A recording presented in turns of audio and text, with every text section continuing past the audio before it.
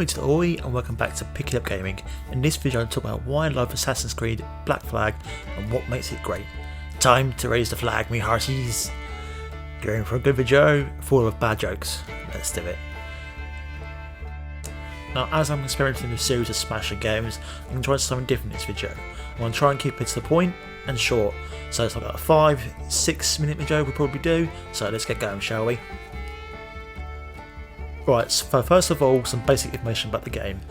Black Flag was released in 2015 to a whole plethora of consoles like the PS3, Xbox and a Nintendo Wii. That's a hard word to say if you got a stutter.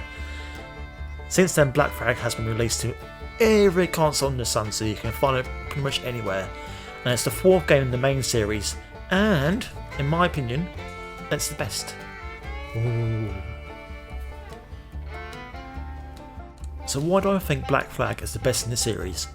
Now, I know a lot of people would say the second game in the series, Assassin's Creed 2, takes the cake in that regard, but personally for me, being able to take to the open seas, singing hardy songs with your crews and your shipmates, like for example, What Will We Do with a Drunken Sailor? And that's all you can get from me, but there's a ton of songs in there which are fantastic, engaging sea warfare, experiencing the Caribbean islands and slowly improve your ship and character, as well as learning to become a master assassin, which would make you a master assassin pirate. Now for me, that's the best combo of any game in my books, a master assassin pirate. What more could you want? For me, Black Flag's story is probably the strongest it's been throughout the series.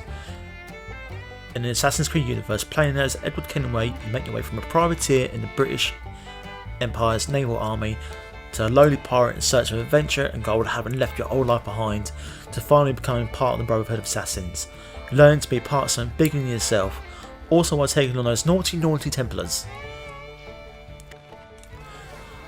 As you go through this hearty journey, you meet some of the world's most famous pirates, including Anne Bonny, Charles Vane and Blackbeard himself. Now, the story at some points can be quite emotional. Obviously, if you've guys played this game before, you know which one I'm talking about. But other than that, it can be funny and heartwarming.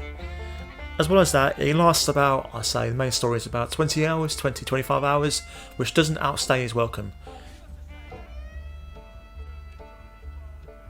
It also has one of the most likeable and complex characters in the whole of the Assassin's Creed universe.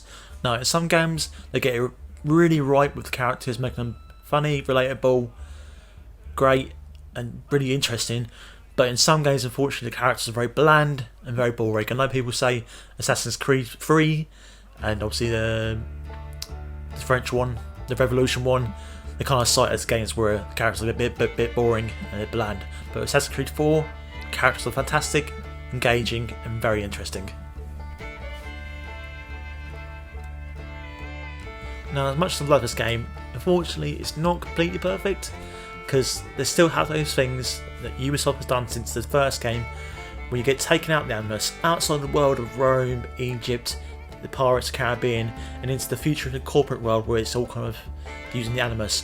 And if it didn't have this in this game, it would have been a perfect 9-10 out of 10 game. But I think, you know, that's something you've got to know going into this game, and obviously something you wouldn't have known anyway. But you know, it's just that part for me needs to be scrapped.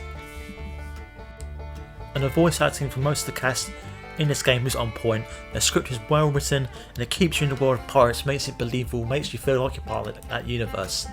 Now, as you guys know from previous videos, I have mentioned before in the Witcher video and my Days Gone video and whatever else, accents are a big part of the game.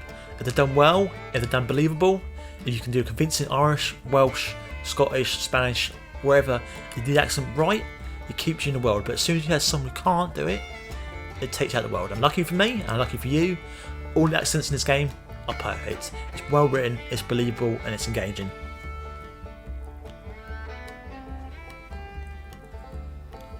The sounds and visuals are amazing. Being set in the Caribbean, it's full of vibrant colours and bright blue oceans. Well, apart from you hit a storm and other stuff like that when it's raining, but apart from that, it's sunny, it feels warm, it's vibrant colours, and it just looks beautiful. Now, if you played any of the earlier Assassin's Creed titles, you know you get into combat. It's basically the same as it was then. In here, it's counter, strike, react, while looking cool, having cool finishes. You've got blow darts as well, and also mixed in some swords. and guns have that pirate feel to it, make you feel like a real pirate when you're taking over ships or you're taking over forts. But the biggest part, the strongest part for me, is the naval combat. When you upgrade your jackdaw, have more cannons and mortar fire to take on those big old ships, to take on the forts. The sea warfare is probably the best it's been any game to date. For me personally, it's the best pirate game out there today. It's the best in the series, and it's easily a game you could play once, twice a year, maybe more. And despite the current bits outside the animus, it's a near perfect game. So let me know what you think down in the comments below, and try to convince me that number 2 is the best in the series, and not Black Flag. It's a yo ho ho to the end of the episode and a bottle of rum. Dad joke. Alright, so stay safe, see you strong, see you soon. Yo ho ho! Raise the flag, me hearties.